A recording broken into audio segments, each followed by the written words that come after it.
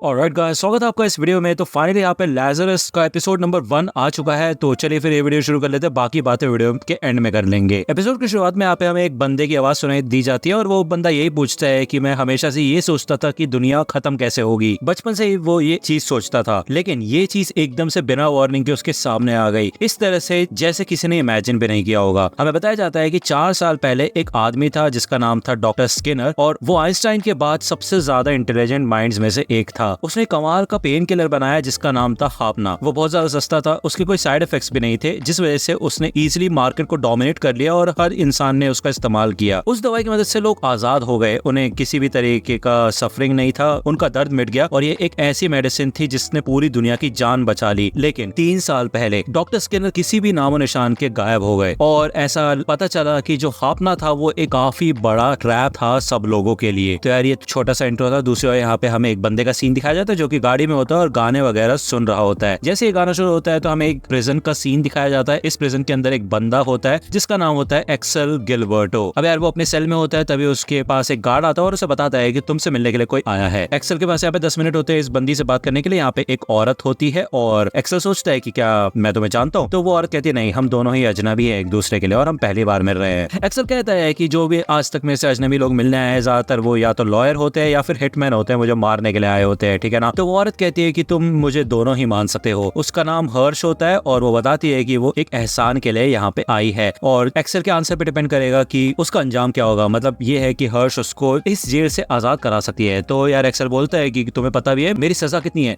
तो हर्ष बताती है कि हाँ 888 ईयर्स, तुम्हें कई सारे उम्र कैद की सजा मिली है, मुझे तुम्हारे बारे में हर चीज पता है। तो क्या तुम्हें हापना के बारे में पता है? तो बेसिकली यहाँ पे वो एक फुटेज दिखाती है। वो कहती है कि जो डॉक्टर स्किनर थे वो गायब हो गए थे, लेकिन अब वो फिर से वापस आ चुके हैं और उन्होंने एक वीडियो अपलोड की है। अब यार ये वीडियो वर्ल्ड वाइड बिल्कुल टेलीकास्ट हो जाती है, सबके सब लोग इस वीडियो को देख पाते हैं। वो ये बताता है कि उसने ये दवाई जो बनाई थी जिसका नाम है हापना, वो लोगों को दर्द से मिटाने के लिए बनाई थी। लेकिन आगे चल के उसका एहसास हुआ कि यार क्या ऐसा करना सही है, क्योंकि इससे हमारे ग्रह के एनवायरनमेंट को काफी ज्यादा नुकसान पहुंचा है, क्योंकि इंसान एकदम से बढ़ते जा रहे हैं, ठीक है, और ये चीज प्रकृति के खिलाफ है कि कोई इंसान मरे ही ना। तो तुम्हें क्या लगता है कि इंसानों को इन सब चीजों की सजा मिलनी चाहिए? जो भी पाप उन्होंने किए उसके बदले उन्हें जरूर कोई ना कोई सजा मिलनी चाहिए। तो डॉक्टर स्किनर बताता है कि उसने हापना को सिर्फ एक पेन किलर की तरह नहीं बनाया था, उसने उसको इस तरीके से बनाया था जिससे कि वो लोगों की बॉडी में हमेशा जिंदा रहे। हापना को कंज्यूम करने के 3 साल बाद जिन लोगों ने भी उस मेडिसिन को लिया होगा वो लोग मरना शुरू हो जाएंगे। तो भाई ये काफी खतरनाक बात होती है, जिससे कि यहाँ पे ह्यूमैनिटी के ऊपर काफी बड़ा खतरा आ जाता है। तो ऑब्वियसली बात है यहाँ पे डॉक्टर स्किनर के पास एक काफी कमाल का क्योर भी होता है, तो कोई चिंता वाली बात नहीं है। लेकिन उसके लिए इन लोगों को यहाँ पे डॉक्टर स्किनर को ढूंढना होगा। इन लोगों के पास तकरीबन 30 दिन होते हैं डॉक्टर स्किनर के कैलकुलेशन के हिसाब से। पहले जो मरीज होंगे ना जिन्होंने भी मेडिसिन ली होगी वो 30 दिन बाद मरना शुरू हो जाएंगे। तो यार ये टेलीकास्ट ज्यादातर लोगों ने देख लिया होता है। अब यहाँ पे हमें क्लासरूम का सीन दिखाया जाता है जहाँ पे लीलैंड नाम का बंदा होता है और वो कहता है कि क्या मैं घर जा सकता हूँ टीचर, क्योंकि जो भी ये सिचुएशन चल रही है उस हिसाब से मेरे को लगता नहीं कि कोई फायदा है पढ़ाई लिखाई का, ठीक है। तो वो निकल जाता है। दूसरी ओर यहाँ पे हमें फिर से एक्सेल का सीन दिखाया जाता है, वो भी ये वीडियो देख लेता है। अब यार हर्ष बताती है कि पहले डॉक्टर स्किनर शांति में भरोसा रखते थे, लोगों के बारे में सोचते थे। तो एक्सेल कहता है तुम्हें क्या लगता है कि अब वो डेविल बन चुका है? यहाँ पे एक्सेल का समय खत्म हो चुका होता है, ये लोग यहाँ से जाने लग जाते हैं। तो एक्सेल ये कहता है कि अगर तुम मेरे बारे में सब कुछ जानते हो तो तुम्हें ये भी पता होना चाहिए कि मैं आसानी से जेल तोड़ के भाग जाता हूँ। तो यहाँ पे वो इस गार्ड के साथ भाई कुछ कलाबाजी करता है। बेसिकली ये बंदा पार्कोर में काफी ज्यादा अच्छा होता है। सिंपली वो यहाँ पे बंदूक छीन लेता है और हर्ष के सर पे लगा देता है और इन लोगों से बोलता है बाकी गार्ड से कि अपने हथियार नीचे करो। वो यहाँ पे अपनी हथकड़ियां खुलवा लेता है और हमें दिखाया जाता है कि ये काफी हाई टेक दुनिया होती है, रोबोट्स वगैरह होते हैं इधर, और जिस हिसाब से इसकी हथकड़ी खुल गई एक बटन के साथ, तो बेसिकली आगे फ्यूचर की स्टोरी है। ओके, एक्सेल यहाँ पे पार्कोर का इस्तेमाल करता है और भाई काफी सारे गार्ड से बचा के वो इधर से भागना शुरू करता है। कई गार्ड्स उसे पकड़ने की कोशिश करते हैं लेकिन वो उन सबसे बच जाता है। अब यार ये सारे के सारे एक्शन सीन्स हैं। ओके, तो ये एपिसोड मैंने अपने टेलीग्राम चैनल पे अपलोड कर दिया, वहां पे जाके आप सारे के सारे फाइट सीन्स देख सकते हो। मतलब ये सारे के सारे पार्कोर सीन्स काफी कमाल के हैं, ठीक है। इधर वो ऊपर चढ़ता है और एक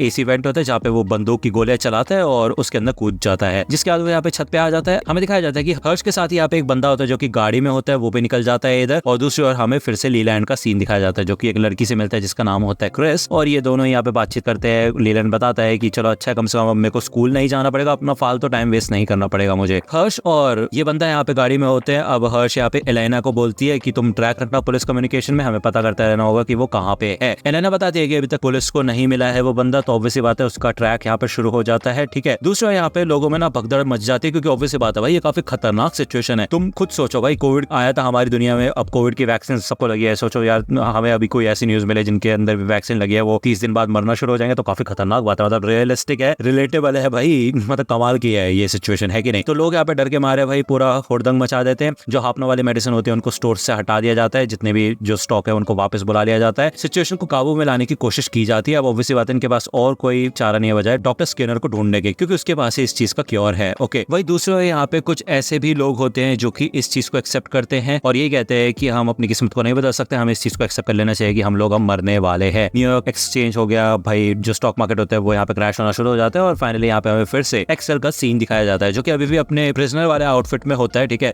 तभी यहाँ पे एक ऑफिसर आता है, वो कहता है कि ये कैसे गेटअप बना रखा है तुमने भाई, फैंसी ड्रेस कॉम्पिटिशन चल रहा है क्या, या फिर तुम सच में कोई भागे हुए कैदी हो। तो एक्सेल कहता है अरे यार तुम्हें पता चल गया। तो ऑफिसर कहता है अरे यार मुझे भी पता है कि तुम इतने बेवकूफ नहीं हो, है कि नहीं। ये दोनों यहाँ पे पागलों की तरह हंसने लग जाते हैं। तो ऑफिसर कहता है कि देखो यार शहर में बड़े दंगे वगैरह चल रहे हैं तो ध्यान से घूमना, ठीक है। एक्सेल यहाँ से निकल जाता है। तभी यहाँ पे ऑफिसर को एक सूचना मिलती है कि एक प्रिजनर है जो कि भाग चुका है जेल से और उसका नाम है एक्सेल गिलबर्टो, एज है 23 और उसकी फोटो अभी तुम्हें भेजी जा रही है। तो ऑफिसर को समझ आता है ये वही बंदा है। अब वो उसे ढूंढने लग जाते हैं, लेकिन एक्सेल इतने में एक कपड़ों की शॉप में आ जाता है। वो इधर भाई कपड़े वगैरह चेंज करता है। दूसरी ओर हमें यहाँ पे बेबीलोनिया सिटी का सीन दिखाया जाता है। अब यार यहाँ पे हर्ष आके अपनी सीनियर से मिलती है और ये लोग बात करते हैं डिस्ट्रॉय करने की एविडेंस के बारे में और इनके पास एक ही चारा होता है, उन लोगों की मदद लेनी होगी इन द एंड में। अब उन लोगों कौन है वो तो हमें नेक्स्ट एपिसोड में पता चलेगा। बट यहाँ पे फाइनली एक्सेल आ चुका होता है मेट्रो स्टेशन में और इधर हर जगह ड्रोन्स हैं, कैमराज हैं और एआई भी है अच्छा खासा, जो कि एक्सेल को पहचान लेता है फेस रिकॉग्निशन से, जिस वजह से यहाँ पे हर स्क्रीन पे एक्सेल की फोटो आ जाती है और ये काफी हाई टेक एडवांस चीज है, ठीक है।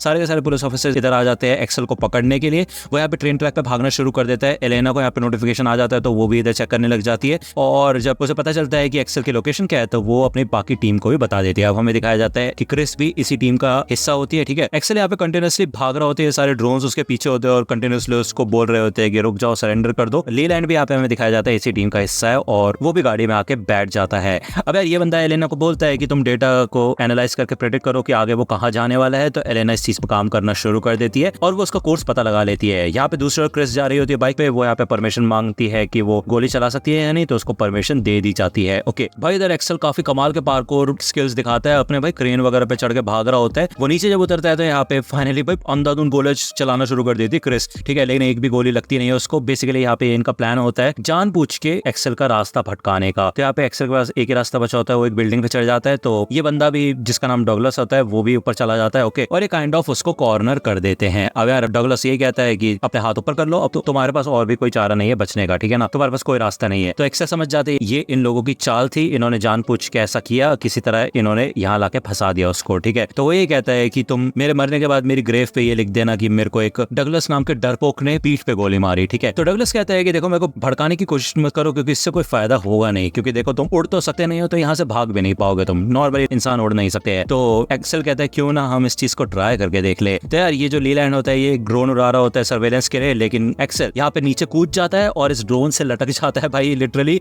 वो इधर इसकी मदद से इधर नीचे भी आ जाता है और एक ट्रक के ऊपर लैंड कर जाता है। नीचे जब वो उतरता है तभी एक लड़की उसके पास भागते हुए आती है, जो कि और कोई नहीं बल्कि क्रिस होती है। वो यहाँ पे नाटक करती है एक नॉर्मल बायस्टैंडर होने का और वो कहती है तुम तो काफी कमाल के, तुम्हारे स्किल्स काफी कमाल के, क्या हम दोनों एक फोटो खींच सकते हैं, एक सेल्फी प्लीज। तो यहाँ पे वो उसके साथ सेल्फी लेती है तो उसके ब्रेसलेट में से हाई फ्रीक्वेंसी की वेव्स, या मैं बोलूंगा हाई फ्रीक्वेंसी का करंट निकलता है, जिससे कि इधर एक्सेल बेहोश हो जाता है। जैसे यहाँ पे उसको होश आता है हमें दिखाया जाता है वो एक पुराने से सैलून में है और इधर एलेना बेचारी छुप के बैठी होती है, उसको देख रही होती है दूर से। यहाँ पे बाकी टीम मेंबर्स भी आ चुके होते हैं। ये लोग कहते हैं कि तुम पूरा एक दिन तक सोए, तब यहाँ पे एक स्क्रीन पे हमें हर्ष का सीन फिर से दिखाया जाता है। तो एक्सेल तो समझ नहीं पाता, वो यही सोचता है भाई चल क्या रहा है यहाँ पे, तुम हो कौन लोग। तो यार हर्ष बता दिया फाइनली कि ये लोग एक ऐसी टीम का हिस्सा है जिसका नाम है लैजरस, ओके। तो यार यही है, यहाँ पे 29 दिन इनके पास बचे होते हैं क्योंकि 29 दिन बाद यहाँ पे लोग मरना शुरू हो जाएंगे। तो देखते हैं, काफी इंटरेस्टिंग एनिमे लग रही है। इसके और भी एपिसोड हम लेके आएंगे, लेकिन डिपेंड करेगा कि आपका रिस्पॉन्स कैसा रहता है इस वीडियो के ऊपर। तो ज्यादा से ज्यादा शेयर करना, सब्सक्राइब करके रखना, लाइक कर देना, ठीक है, कमेंट सेक्शन में कमेंट भर देना, मजा आ जाना चाहिए भाई, ठीक है। अगर वीडियो पसंद आया तो लाइक करना। मिलता हूं आपसे अगली वीडियो में, तब तक के लिए गुड बाय।